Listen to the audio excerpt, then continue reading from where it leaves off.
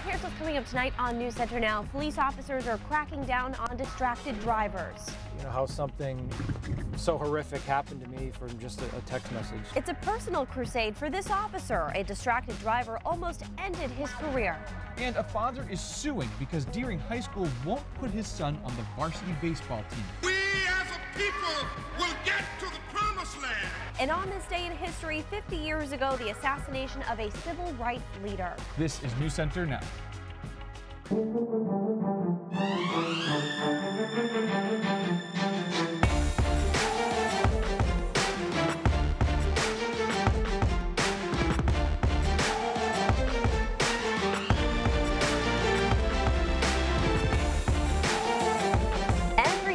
Thousands of people all over the United States are killed in distracted driving crashes. Hello, everyone. I'm Lindsay Mills. And I'm Chris Costa in for Lee Goldberg. Police are out in force looking for drivers who have their eyes on their phones instead of the road. And they're getting better at spotting distracted drivers.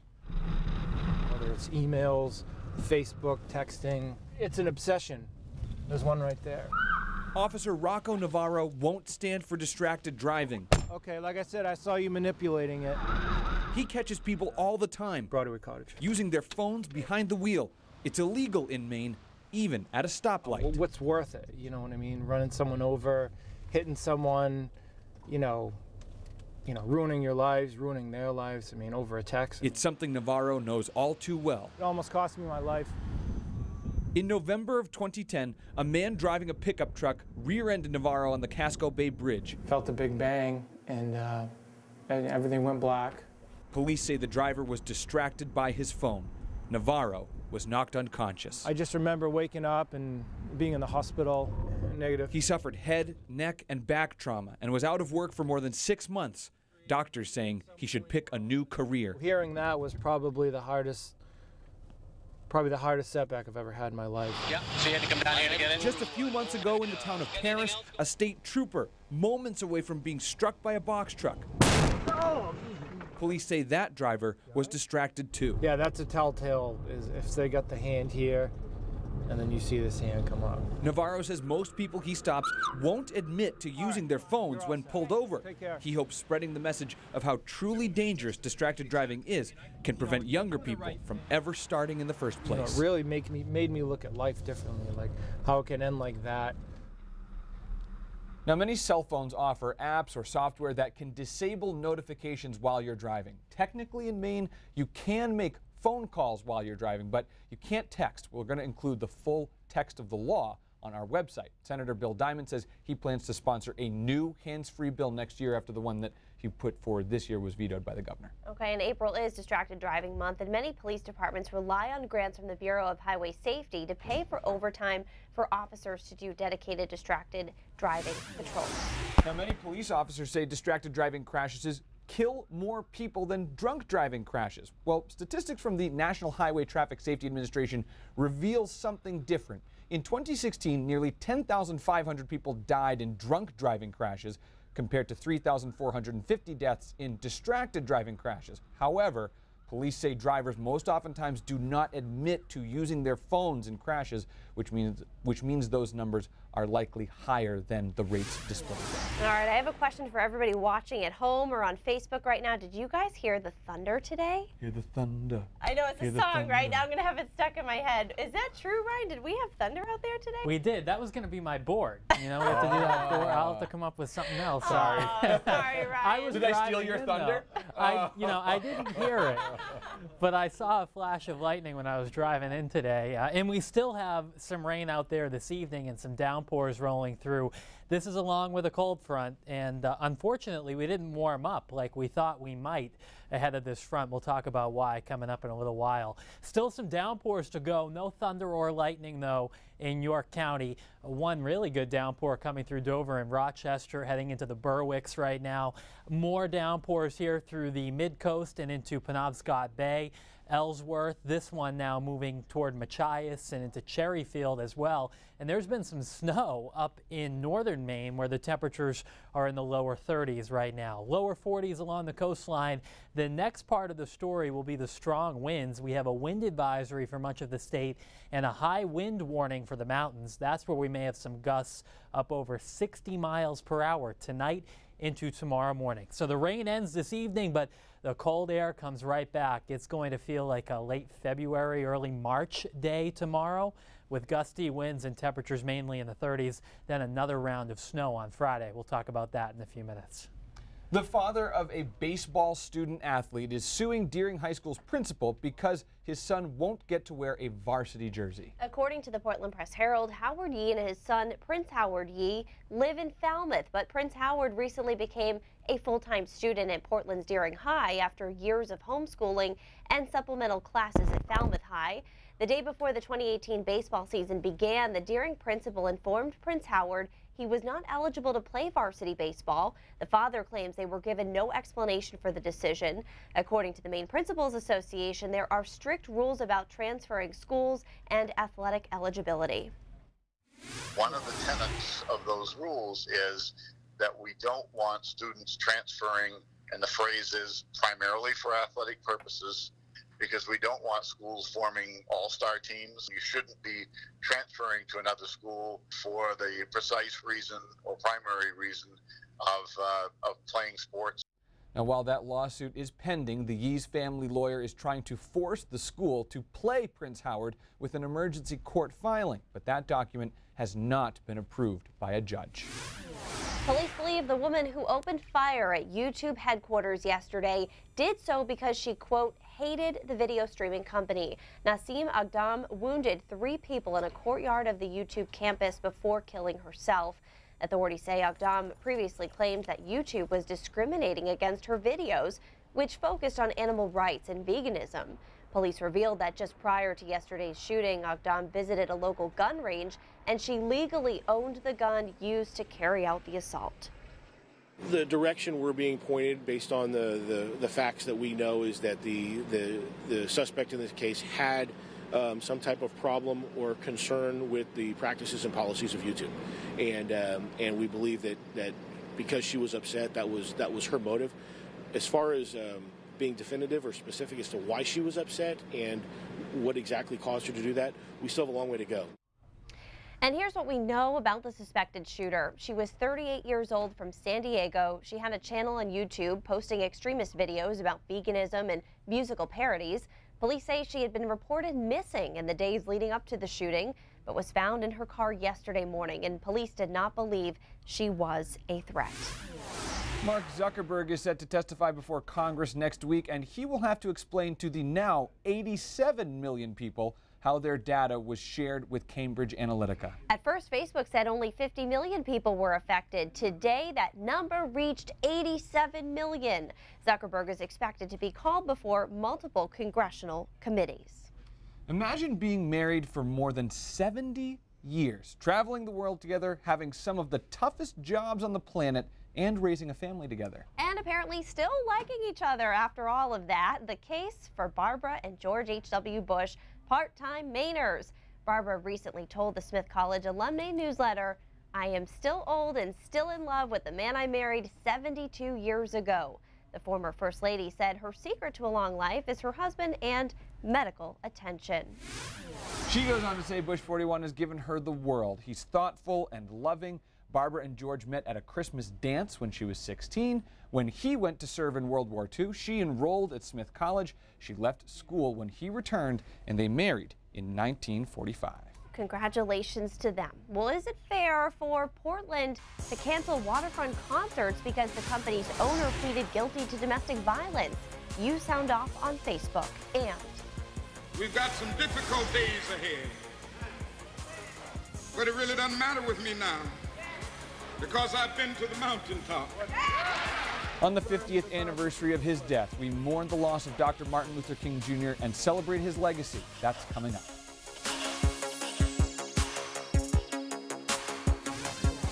The city of Portland is considering pulling out of a tentative deal with Waterfront Concerts because the company's owner pleaded guilty to assaulting his ex-girlfriend. The victim is asking city leaders to cancel all business dealings with Alex Gray, and the mayor is taking her request very seriously. We told you about this yesterday on Now, and it launched a bigger discussion about morality and business on Facebook. Yeah, let's take a look at what some of you had to say. Donna says, didn't he already go before a judge? When will it be enough? Rob says the city shouldn't punish the hundreds of employees and supporting companies for one person. Waterfront Concerts generates $50,000 in revenue for the city. But Joel says he applauds Mayor Strimling. Maybe this will lead to similar decisions in other Maine towns. Vanessa says she's thankful people will stand up to abuse. But Len says if the city denies Alex Gray and Waterfront Concerts because of his history with domestic violence, that will have to be the standard for all city employees and contract workers applied across the board. Thank you very much for weighing in. This discussion is continuing right now on our Facebook Live feed. In other news today, Luke Tiemann is on trial for the murder of his wife Valerie after her body was found in a shallow grave in his parents' backyard. With each day in the courtroom, we're learning surprising details about the days leading up to her death and what happened after she went missing.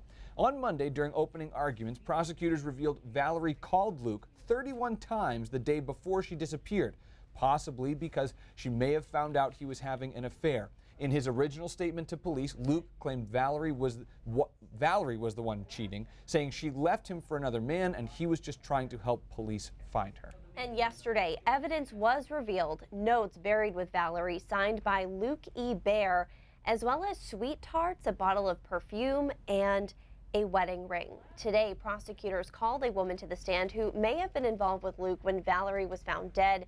We also heard from the woman who messaged Valerie on Facebook to tell her about the alleged affair the day before she disappeared. Samantha York will have a live update coming up in the next half hour. An airstrike in Afghanistan may have killed dozens of civilians, witnesses tell NBC News.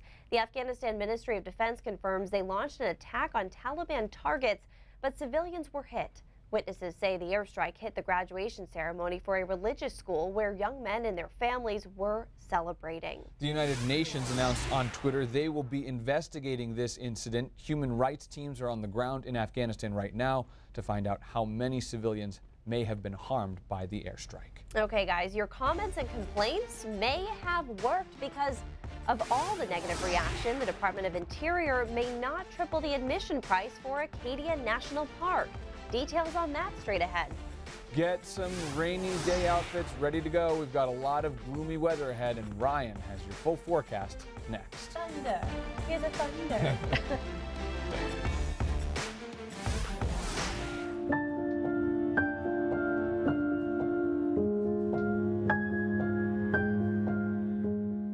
But I want you to know tonight that we as a people will get to the promised land. Some of Dr. Martin Luther King Jr.'s final words before he was assassinated on this day 50 years ago outside a Memphis hotel. This is a day of great sorrow as we remember the man who lived for love, justice, and acceptance. But it's also a day to look back and recognize all the people who carried on the fight after his death, a battle for civil rights we are still fighting 50 years later.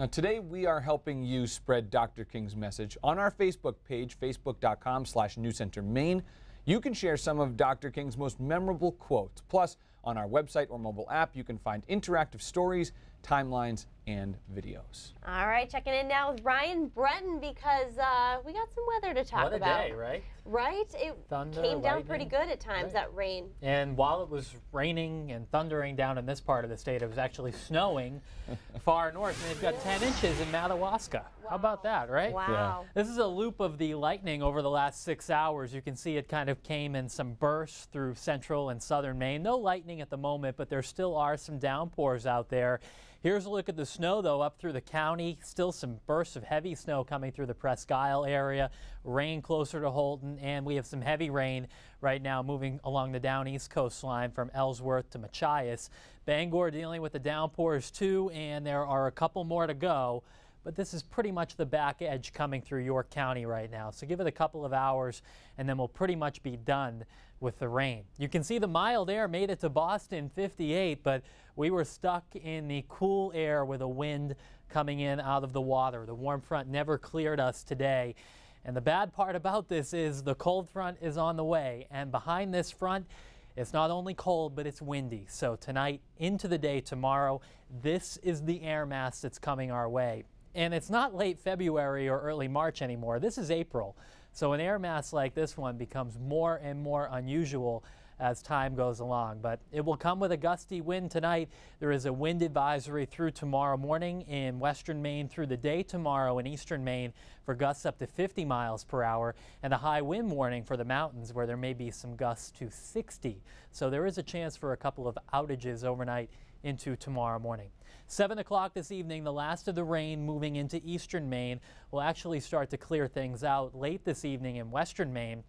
Overnight, it's cold, and tomorrow we stay cold. Temperatures in the 20s in the morning, getting back into the 30s. That's about it for highs tomorrow afternoon before the next storm starts to arrive, and the timing on that is Friday afternoon into Friday evening. Looks like another round of snow, and we may see some accumulation out of this one. But April snow, you really need it to fall heavily to accumulate during the day. So I think we'll see 1 to 3 inches for much of the state beginning Friday afternoon going into Friday night, but it probably won't be too much of an impact on the roads, at least the way that I see it playing out right now. So here's your next 7 days. It's windy, it's chilly tomorrow, 30s to near 40 for highs.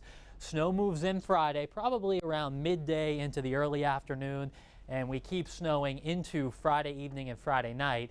Clouds and sun on Saturday, maybe a flurry in the morning. Then we're chilly for Sunday and Monday before, yes, there is another threat for snow Tuesday into Wednesday, another storm offshore. Question with that one is just how close is it going to come. But I think we have to wait another 10 to 14 days to have any real mild air around here. Well, we were thinking about breaking out the grill on Easter Sunday, but it sounds like with even stronger winds than we had on that day, and then possibly more snow, just kind of keep it packed up for now. Not in the cards. No, I don't think so. I'm going to put the grill on pause. All right, Ryan. None of you guys ever bring us good news. I'm just sorry. Kidding. We like Ryan. Thanks, Ryan.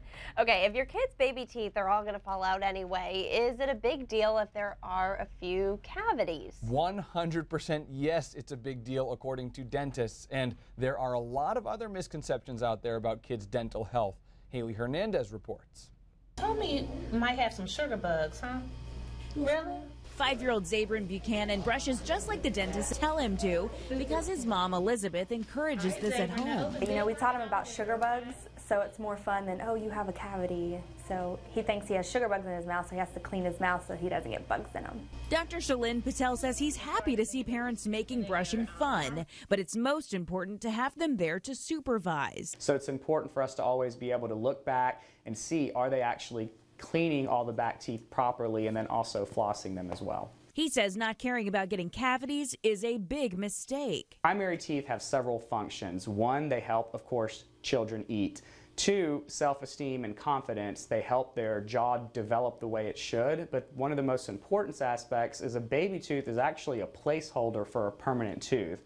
If that baby tooth is removed early because the cavity gets too large, then it can easily cause the permanent teeth to erupt in the wrong direction. And if a cavity is ignored, infection can spread throughout their bodies. So getting them to the dentist before their first birthday is necessary. It's always good to have a dentist just check out and make sure everything's kind of following the exact path as it should be coming in. Elizabeth says Zabrin has been coming his whole life, and that's why he likes it. He got to learn himself too, so we made it like a game, like he had fun with it.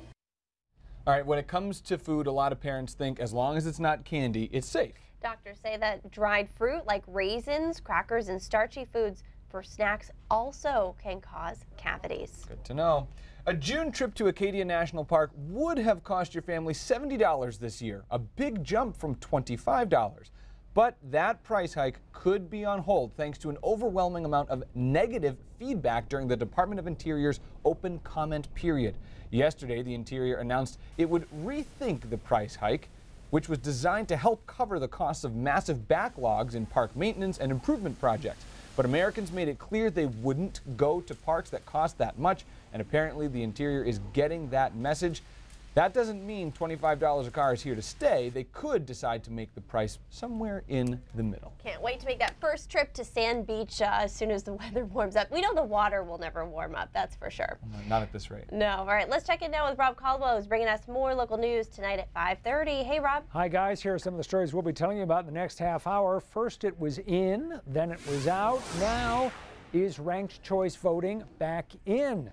We'll tell you what a judge's recent ruling could mean for Maine voters and the rapidly approaching primaries. Also ahead, it's a terrible prospect, but would you be prepared if an active shooter walked into your workplace or school? We'll tell you how police in one Maine town want you to be ready. Those stories and more straight ahead on News Center at 5:30. All right, Rob, thanks so much. We're talking more snow when we get back with Braindrops. What happened today? It was supposed to be, you know, warming up, feeling a little nicer out there today. We knew the rain was going to be here, but what happened? In the spirit of Keith not being here, I figured I would take the blame and talk about what happened. Every morning we send a weather balloon up from Gray, from the National Weather Service in Gray. And what we do with that data is we plot it on a map or a graph like this. And where the lines are ahead, that's warm air higher in the sky, higher up.